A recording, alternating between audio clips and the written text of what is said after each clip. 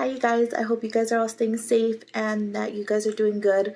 So for those of you that don't know me, my name is Crystal. I work with MWR Community Recreation and MWR Liberty Program. I have been doing story times for the past couple of weeks, and I left off about a couple weeks ago on middle school, the worst year of my life. I left off at chapter 2, so I'm going to go ahead and read chapter 2. If you guys haven't got the chance to read the book, thank you for following along. So before I get started, I just wanted to say thank you for those of you that joined our summer reading program. It wasn't what we had originally planned, but thank you for adapting with us to something new that we had to try out. We're grateful for you guys.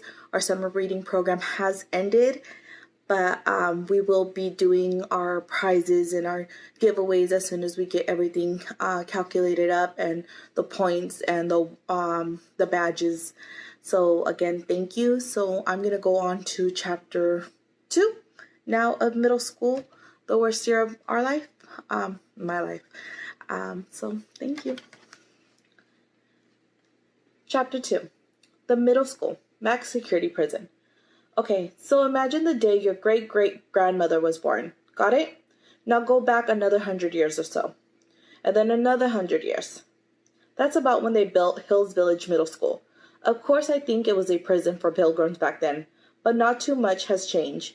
Now it's a prison for 6th, 7th, and 8th graders. I've seen enough movies that I know when you first get to prison, you basically have two choices. 1, pound the living daylights out of someone so they can leave you alone. Or 2, keep your head down and try to blend in, and don't get on anyone's bad side. You've already seen what I look like, so can you probably guess which one I chose? As soon as I got to homeroom, I went straight for the back row and sat as far away from the teacher's desk as possible. There was just one problem with that plan, and his name was Miller. Miller the Killer, to be exact. It's impossible to stay off this kid's bad side because it's the only one he's got. But I didn't know any of that yet. Sitting in the back, huh? He said. Yeah, I told him.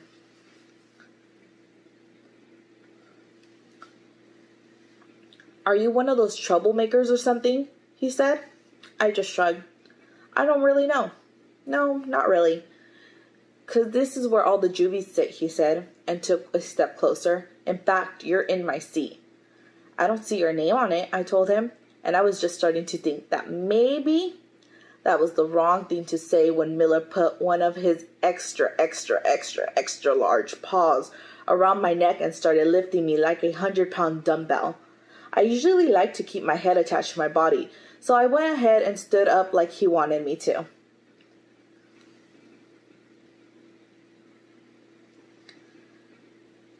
Let's try that again, he said. This is my seat, understand? I understood all right. I'd been in 6th grade for about 4.5 minutes, and I already had Florence orange target on my back. So much for blending in. And don't get me wrong, I'm not a total wimp. Give me a few more chapters and I'll show you what I'm capable of. In the meantime, though, I decided to move to some other part of the room, like maybe somewhere a little less hazardous to my health. But then when I went to sit down again, Miller called over. He said, that one's mine too. Can you see where this is going? By the time our homeroom teacher, Mr. Rook, rolled in, I was just standing there wondering what it might be like to spend the next 9 months without sitting. Rook looked over the top of his glasses at me. Excuse me, Mr. Cachadorian, I told him. Gesundheit, someone shouted, and then the entire class started laughing. Quiet, Mr. Rook snapped. He checked his attendance book for my name. And how are you today, Raph? He said, smiling like there was cookies on the way. Fine, thanks, I answered.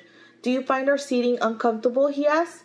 Not exactly, I said, because I couldn't really go into details. Then sit down now. Unlike Miller the Killer, Mr. Rook definitely had two sides, and I already met both of them. Since nobody else was stupid enough to sit right in front of Miller, that was the only seat left in the room. And because I'm the world's biggest idiot sometimes, I didn't look back when I went to sit in my chair, which is why I hit the dirt as I went down all the way to the floor.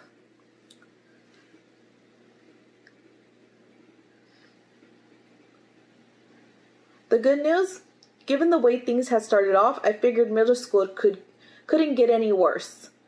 The bad news, I was wrong about the good news.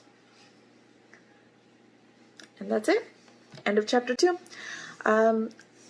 I'll go ahead and read chapter 3 in the next story time. So I hope you guys join us. You guys have a wonderful day. Bye.